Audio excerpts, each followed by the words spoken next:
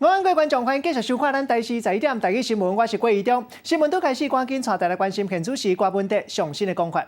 不是纯粹去为了总统大选的选举布局啊，有时候去看看产业怎样。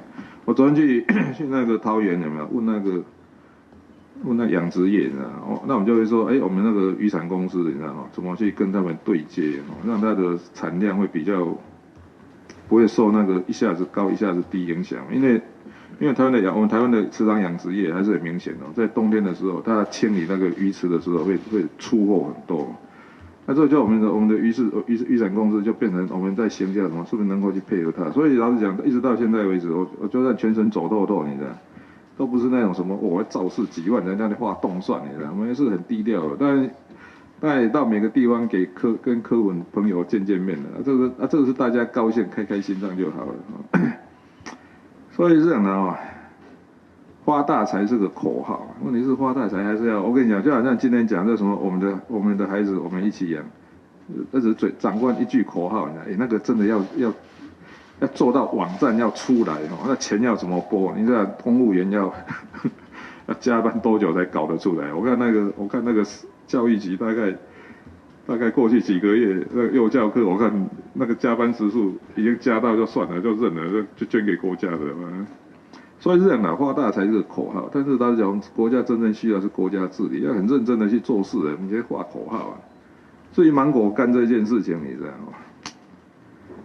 吗？像大陆8月1号就无预警，你知道停止自由行，听说8月15号起团购要再减半了，我听到这个消息了。那这是这样的这个是这样的，就是说，这就是国际情势啊。你每天捅他，你知道，每天骂他，大家想说你每天骂我，怎么给你赚钱？骂我等于最见头的嘛，他刚刚骂我给你赚钱，所以他也对你下手。你对我下手，我一定更不爽，对不对？坦白讲，我到大陆这一次，我也问过说，我跟他讲，我这次上海商城论坛，我跟他讲说，作为医生，你知道吗？那 WHO 一定要让台湾进去。我说你什么都挡，你好歹这个健康的东西挡，你这是让台湾人更生气而已。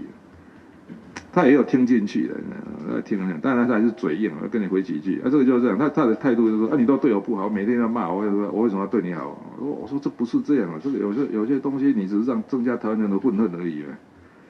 那所以这样，两岸之间其实真的是需要智慧，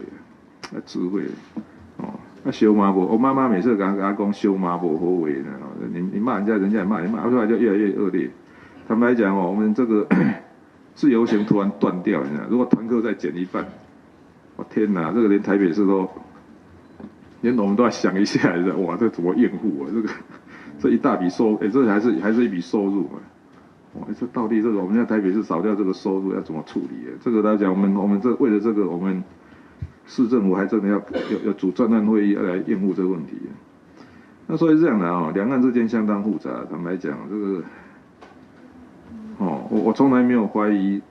其实我跟你讲真正的深绿，你知道，有时候我还蛮佩服的。那这些人可以为他的理念，你知道硬是要干到底的，这个我还是佩服的。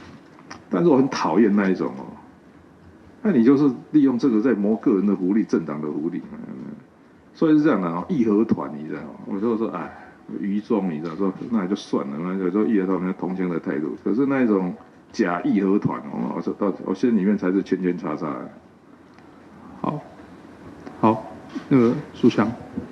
我跟您在两集。像我跟您顺着询问您脸书的 po 文，因为您好像特别有提到说第三航厦因为政治利益介入，因为。好，咱即马听到就是台北市市长郭文德，伊明仔准备要召开台湾民众党创党大会，将一天咧人面册po文，讲到创党的理念。伊批评讲，即马咧台湾，敢若哪会立个统一甲独立，也阁有大发财含三观的议题，都无其他的选择。